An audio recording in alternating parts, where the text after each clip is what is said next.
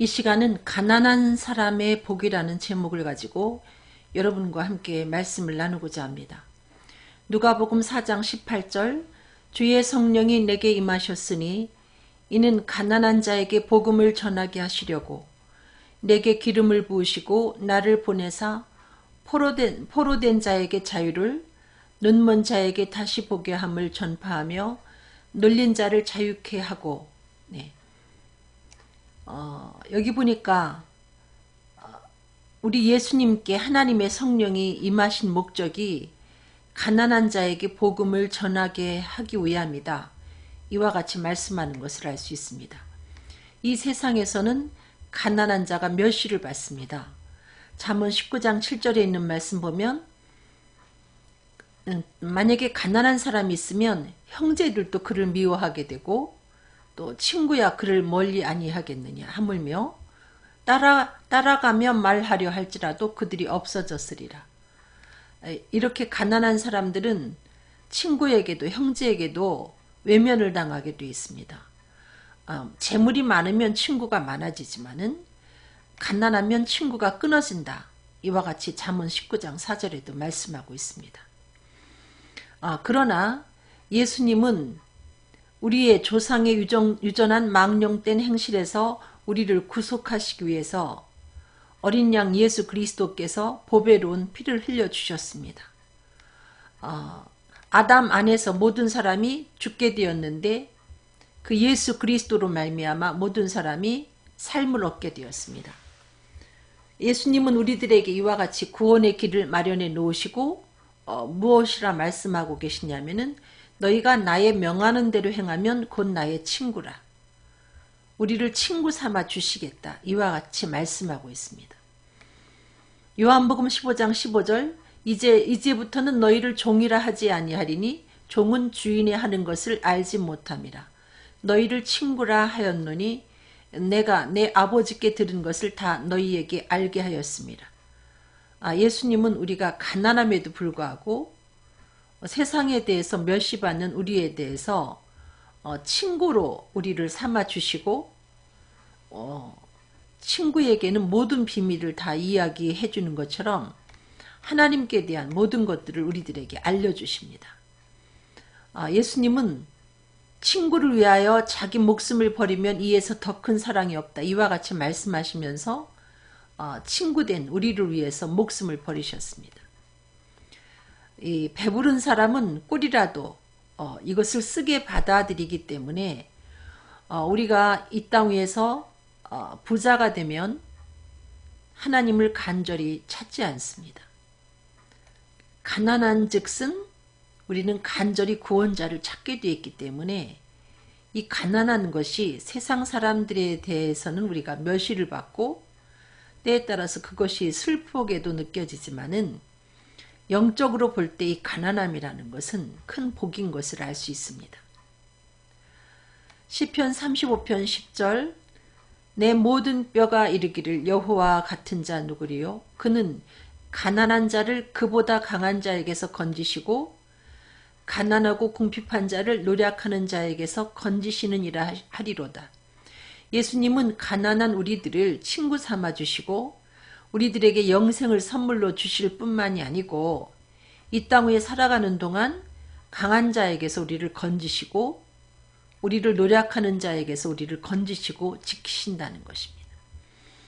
그리고 주님은 우리의 가난한 사람들에게 피난처가 되십니다.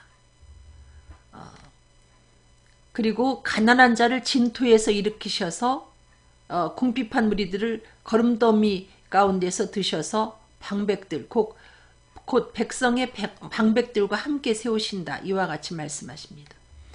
가난하지만 하나님은 그들 가운데 우리를 일으켜 세우신다.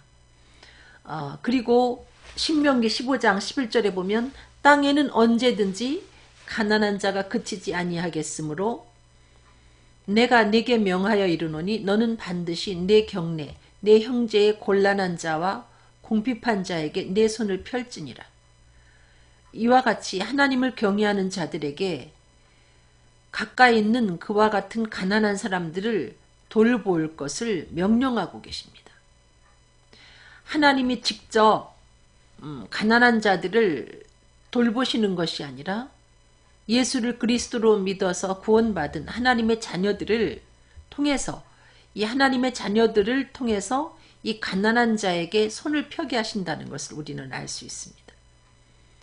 이와 같이 하나님은 가난한 자들의 편이 되시고 가난한 자들의 친구가 되시고 가난한 자의 피난처가 되시고 가난한 자들을 신원하여 주신다는 것입니다.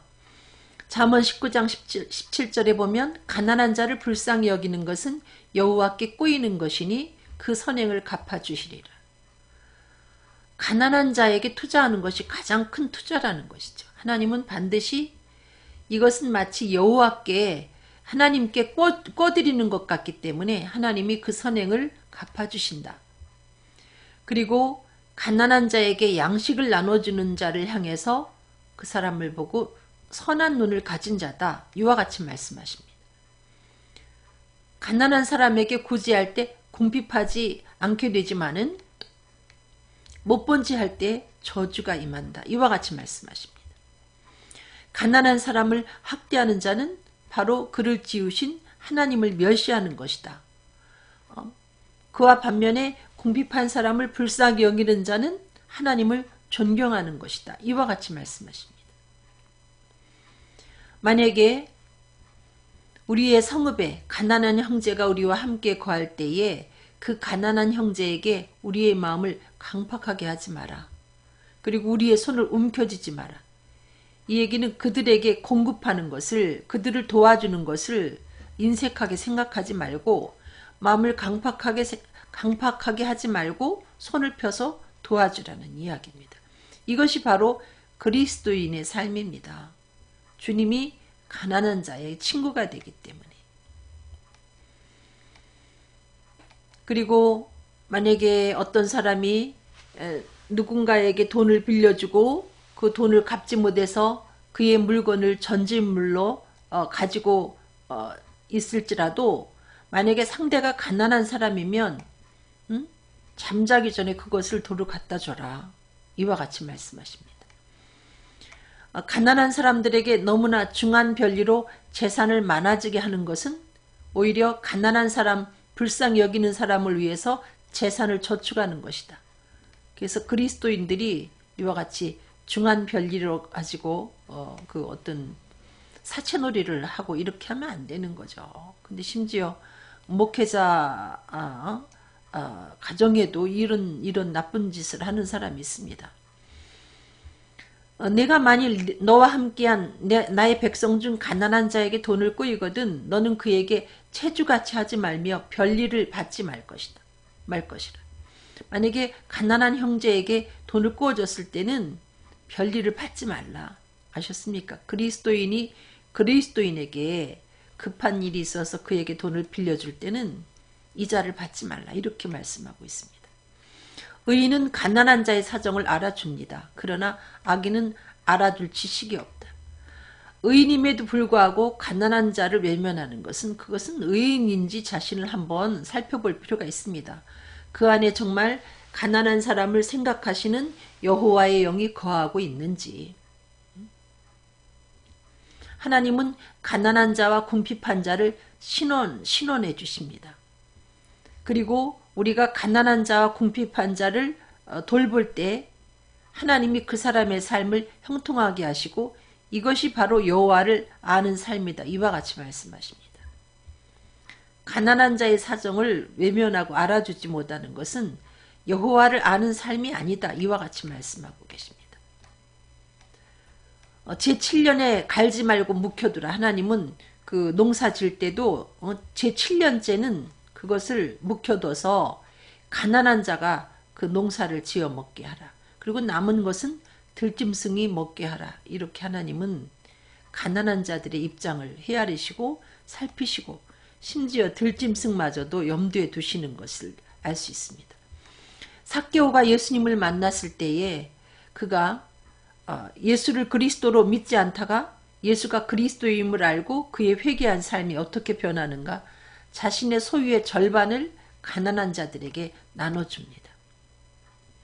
어떤 부자가 와서 내가 어떻게 하여야 구원을 얻으리까 하니까 예수님이 계명을 지켜라 그랬더니 그 부자가 다 지켰습니다. 그럴 때 네가 온전하고자 하면 내 소유를 팔아서 가난한 자에게 주라. 그러면 하늘에서 보화가 내게 있을 것이다. 이와 같이 말씀합니다.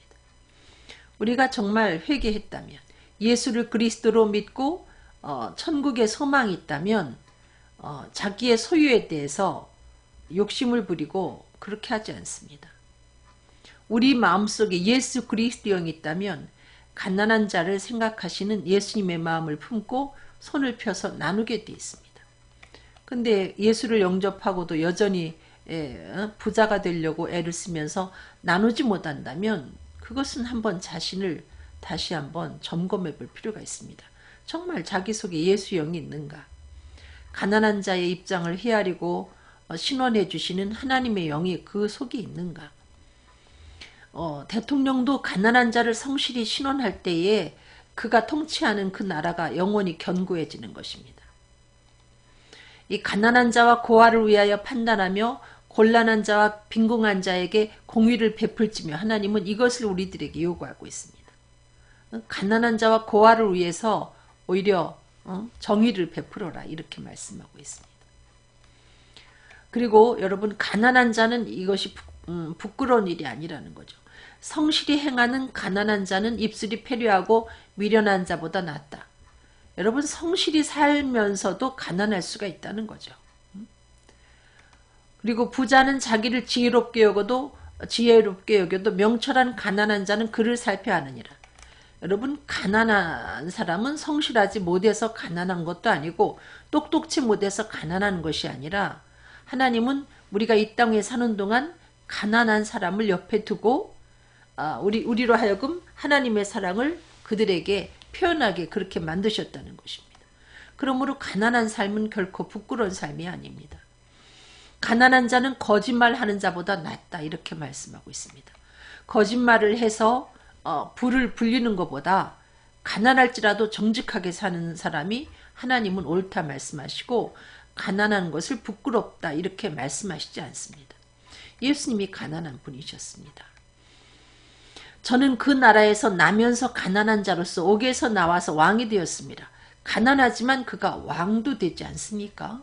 가난한 사람이 가난하기 때문에 돈이 없기 때문에 아무것도 못할 것 같지만은 하나님은 이 가난한 사람을 진토 가운데서 일으키셔서 방백들과 함께 앉게 하신다 이렇게 말씀하고 있습니다. 우리는 교회 안에서도 그런 경우를 봅니다. 금가락지를 끼고 아름다운 옷을 입은 사람을 보면은 얼른 자리를 좋은 자리로 안내하고 더러운 옷을 입은 가난한 사람이 들어올 때에는 그야말로 좋은 자리에 거기 섰든지 내 발등상 아래 앉으라 뭐 이런 식으로 함부로 대한다는 것입니다. 여기에 대해서 주님이 뭐라고 말씀하시는가 하면은 이것은 너희끼리 서로 구별하며 악한 생각으로 판단하는 자가 되는 것이 아니냐. 하나님은 그렇게 우리들에게 책망하십니다. 이것은 악한 일이다. 외모로 사람을 차별하면서 대하는 것은 악한 일이다. 이와 같이 말씀하고 계십니다. 그러시면서 이 세상에 대하여 가난한 자들을 하나님은 택하셔서 믿음에 부유하게 하셨다. 그래서 세상에서 가난한 사람은 오히려 믿음의 부자다. 또 그 사람들은 약속하신 나라를 유업으로 받을 자다 이겁니다. 그럼 교회 안에서 중직을 맡을 사람은 믿음이 부유한 사람이고 또 하나님의 나라를 상속받을 구원의 확신이 있는 사람이어야 되는데도 불구하고 오히려 요즘에는 돈 있는 사람을 교회 안에서 우대하지 않습니까? 가난하면 장로도 안 시키지 않습니까? 이게 잘못됐다는 것이죠. 성령과 지혜가 충만하여 칭찬 듣는 사람 7을 택해서 집사를 세웠습니다. 이것처럼 교회에도 믿음이 부유한 자가 교회 안에 중직을 맡고 교회를 섬겨야지, 하나님의 교회를 섬겨야지, 믿음도 없고 구원의 확신이 없는 사람을 요직에 앉혀놔가지고 교회가 엉망이 되는 것입니다. 아모스 5장 11절에 너희가 가난한 자를 밟고 저에게서 미래의 부당한 세를 취하였은즉 너희가 비록 다듬은 돌로 집을 건축하였으나 거기 거하지 못할 것이요 아름다운 포도원을 심었으나 그 포도주를 마시지 못하리라. 오늘날 교회 안에도 이 가난한 자를 발로 밟는 것처럼 무시하고 오히려 그들을 통해서 부당한 미래 부당한 세를 취하듯이 헌금은 강조해가지고 받아내면서 믿음에 부유한 가난한 자들을 멸시하고 있지 않습니까? 여호와께서 사무엘에게 이르시되 그 용모와 신장을 보지 말라. 내가 이미 그를 버렸노라. 나의 보는 것은 사람과 같지 아니하니 사람은 외모를 보거니와 나 여호와는 중심을 보느니라. 인간은 외모를 보지만 하나님은 중심을 보시는데 중심을 보시고 믿음에 부유한 사람을 사용하신다는 것입니다. 믿음에 부유한 자가 바로 세상에 대하여 가난한 자가 하나님께 대해서는 믿음이 부유한 사람이 되어 있다는 것이죠. 왕족을 외모로 취치 아니하시며 부자를 가난한 자보다 더 생각하지 아니하신다. 우리 하나님은 그런 분입니다. 인간은 가난한 자보다는 부자를 더 생각하죠. 하나님은 부자를 가난한 자보다 더 생각지 않고 공평하시다는 거예요. 이 말은 또 다른 말로 말하면 부자라고 해서 하나님이 그를 무조건 무시하지는 않는다는 것입니다. 여기 보니까 그 아합이라는 왕이 이스라엘 사람 나봇의 그 포도원을 탐을 내가지고 그 포도원이 내 궁에 가까이 있으니까 그 포도원을 나 줘가지고 나물밭 만들게 해라 이렇게 요구합니다. 그랬더니 그 나봇이 내 조상의 유업이기 때문에 내가 그 왕한테 왕이 좋은 밭을 준다 해도 바꿀 수도 없고 내가 돈을 주고 팔 수도 없다 이렇게 거절을 합니다. 그랬더니 욕심 많은 이 그 아합 왕이 금식을 선포하고 이 나봇을 백성들 앞에서 거짓 증인을 세워서 거짓 증거하게 해서 돌로 쳐 죽입니다. 나봇이 죽었다는 얘기를 듣고 그 포도원을 취하러 그리로 내려가서 그걸 취하게 됩니다. 그래서 하나님의 말씀이 그 아합 왕에게 이릅니다. 내가 죽이고 또 빼앗았느냐 하시면서 그의 탐심에 대해서 나무라시고 나봇이 그렇게 처참하게 죽은 것처럼 너도 그렇게 죽을 것이다. 이와 같이 그에게 말씀하시는 것을 알 수 있습니다. 우리 인간의 이 땅에 사는 동안 땅에 있는 지체를 죽이라. 하나님은 이와 같이 말씀하십니다. 그 음란과 부정과 사욕과 악한 정욕과 탐심이니 탐심은 우상 숭배니라. 여러분 탐심을 버리라는 거죠. 그리스도인들이 탐심을 가지면 안 되는데 뭐 내 영혼이 잘됨 같이 범사가 잘되고 강건하기를 원하노라 그 말씀을 잘못 해석을 해가지고 예수 그리스도를 영접하면 범사가 잘되고 말하자면 물질적인 복을 받고 건강한 것이다. 이렇게 가르치는 그와 같은 목회자들이 있어서 예수 믿으면 무조건 부자가 되고 강건해야 된다 해서 그 어떤 수단과 방법을 가리지 아니하고 부자 되기를 힘쓰고 또 그리스도인들이 본인에게 질병이 있을 때 그것을 부끄러워해서 감추는 경우가 있습니다. 특별히 목회하시는 분들이 본인이 큰 수술을 받고도 그걸 쉬쉬하죠. 예를 들면 영혼이 잘못돼 가지고 범사가 안 되고 강건하지 않나 이렇게 생각하는 건데 거기에 나오는 그 말씀은 영혼이 잘된 것처럼 범사가 잘되고 강건하기를 원한다는 그런 기도의 내용이지 그것이 꼭 이렇게 맞아 떨어져야 된다. 뭐 삼박자 축복이라고 그렇게 얘기하는데 그 내용이 아닙니다, 여러분. 상당히 그 탐심을 가지고 그 성경을 잘못 해석했기 때문에 부작용이 생기는 것이죠. 여러분 성경에 예수님이 부자였습니까? 아니면 예수님의 제자 사도 바울이나 베드로가 부자였습니까? 사도 바울 같은 경우는 그 어떤 질병인지는 모르지만 자신의 몸에서 하나님이 가져가기를 간절히 기도하는 기도를 3번씩이나 할 만큼 그는 질병을 갖고 있었습니다. 그리고 가난했습니다, 여러분. 예수님의 삶도 가난했습니다.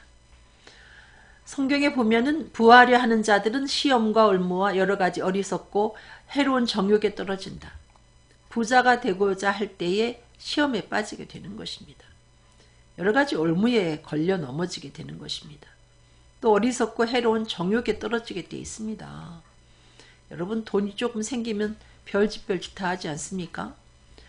그리고 이 부하려는 마음을 가질 때 사람으로 침륜과 멸망에 빠지게 된다는 것입니다. 돈을 사랑함이 일만악의 뿌리가 된다. 이렇게 말씀하고 있습니다. 돈을 사랑하면 일만악의 뿌리가 벌써 생겨나기 시작하는 것입니다.